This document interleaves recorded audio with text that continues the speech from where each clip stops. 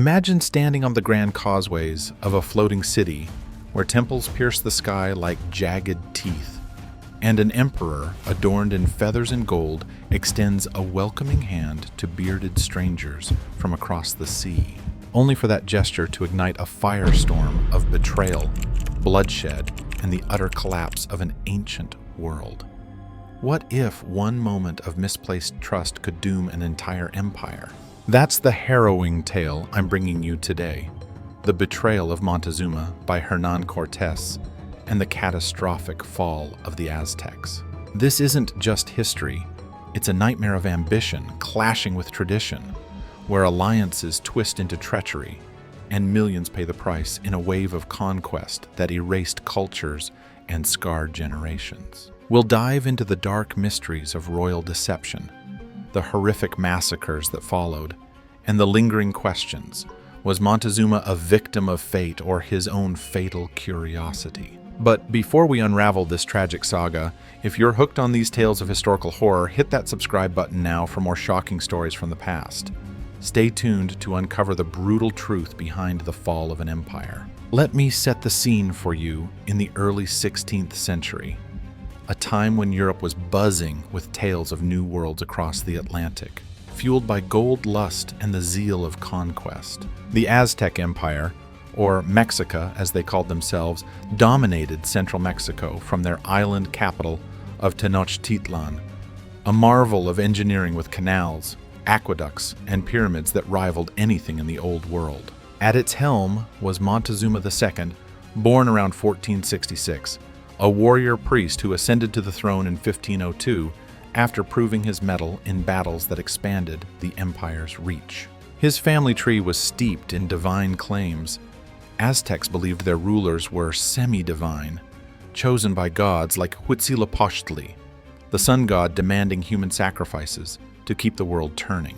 Politically, the empire was a web of tribute-paying city-states, held together by military might and religious terror, but riddled with resentments from subjugated peoples like the Tlaxcalans. Enter Hernán Cortés, a cunning Spanish adventurer born in 1485 in Medellin, Spain.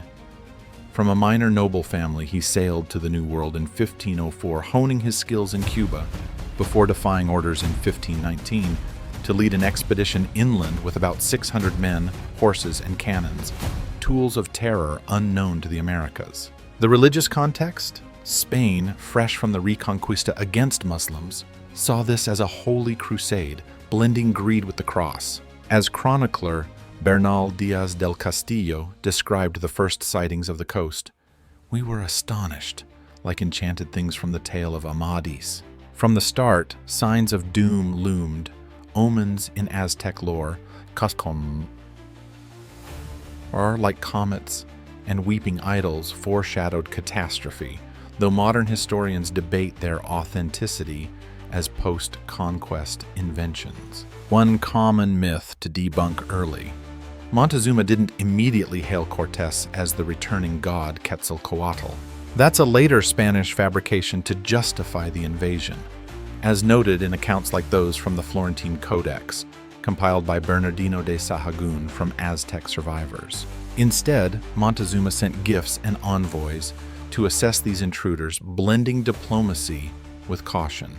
According to ambassador letters preserved in Spanish archives, he viewed them as potential allies or threats, not deities. From birth, Montezuma's life was marked by the empire's brutal rituals, human hearts ripped out on altars, but nothing prepared him for the storm about to break. Now let's trace the rise and the fateful encounters that built to this tragedy. Montezuma's ascent was forged in blood. As a young prince, he led campaigns that subdued rivals, amassing tribute in gold, feathers, and slaves.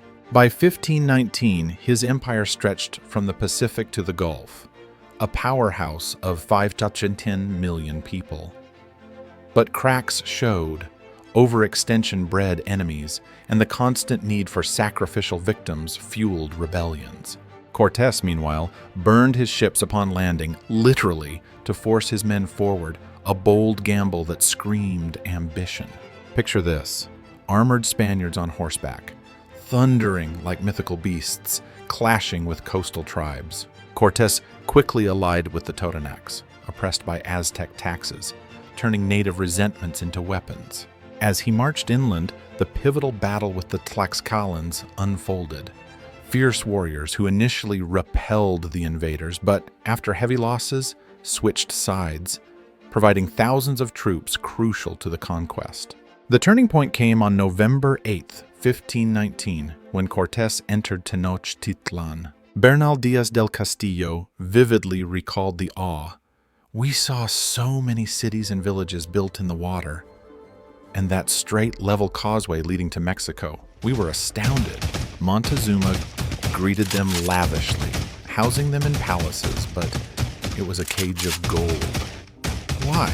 Political savvy. He hoped to learn their weaknesses, perhaps bribe them away.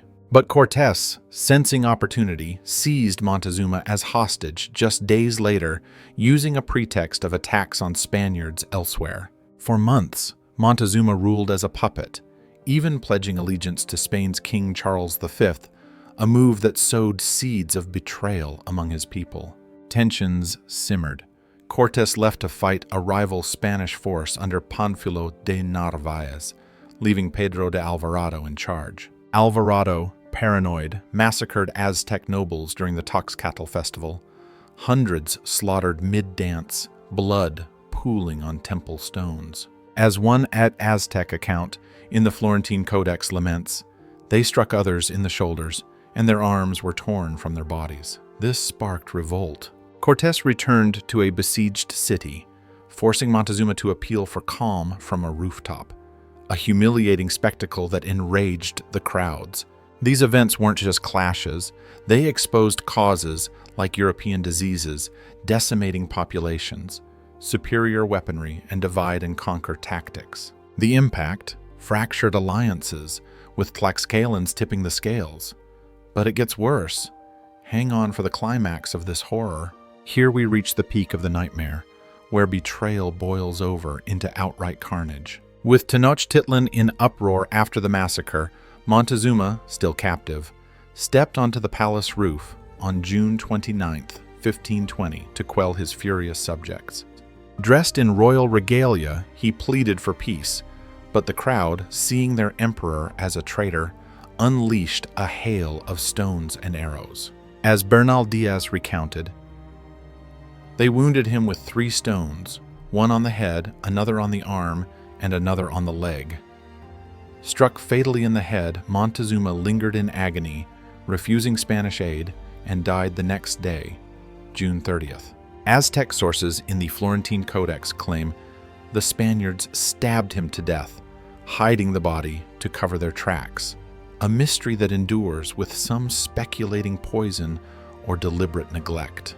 Doctors noted his wounds were mortal, but whispers of conspiracy linger.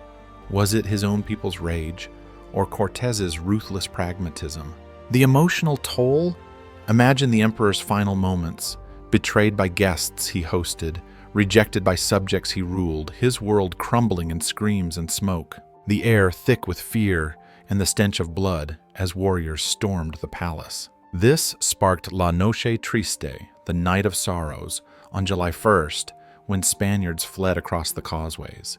Trapped by removed bridges, hundreds drowned under the weight of stolen gold, hacked apart by Aztec canoes. Cortés wept under a tree, but regrouped with Tlaxcalan allies. The tragedy deepened.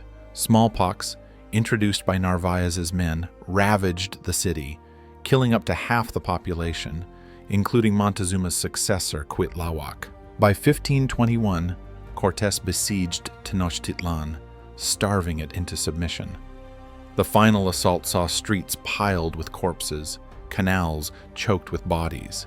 Cuauhtémoc, the last emperor, surrendered on August 13th, but not before unimaginable suffering. Women and children starving, warriors fighting to the death. This wasn't victory, it was annihilation, with estimates of 100,000 to 240,000 Aztec dead. The horror of erased heritage began here, temples toppled, codices burned, a culture's heart ripped out. The fallout from this betrayal echoes through centuries, reshaping the world.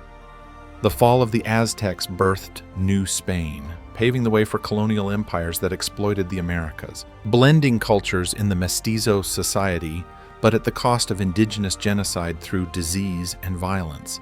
Up to 90% of native populations wiped out. Montezuma's trust became a cautionary tale against deceptive outsiders, while Cortés's cunning inspired conquerors like Pizarro in Peru. Modern views. In movies like The Road to El Dorado, or books like Graham Hancock's Tales, myths persist. Hollywood often paints Montezuma as a passive fool, ignoring his strategic acumen. But as historian Matthew Restall debunks in When Montezuma Met Cortés, there was no godly surrender. It was a calculated welcome-turned-hostage crisis. Pop culture gets it wrong because it stems from Cortés's self-aggrandizing letters, glossing over native alliances' role. In my opinion, this tragedy highlights human resilience amid horror. The Aztecs' descendants preserve traditions despite erasure. What do you think? Was Montezuma's fate inevitable? Or could diplomacy have changed history? Comment below and let's discuss. In the end, Montezuma's fatal trust in strangers unleashed a torrent of betrayal, massacre, and cultural devastation, reminding us how ambition can shatter worlds. Yet, from these ashes rose lessons in resilience and the enduring spirit of indigenous peoples. Thanks for joining me on this dark journey through history. Keep exploring these tragic tales to understand our world better. If you found this gripping, smash that like button, subscribe for more historical dramas, and share with a friend. Comment your thoughts on Montezuma's biggest mistake below. For deeper dives, check my playlist on colonial conquests.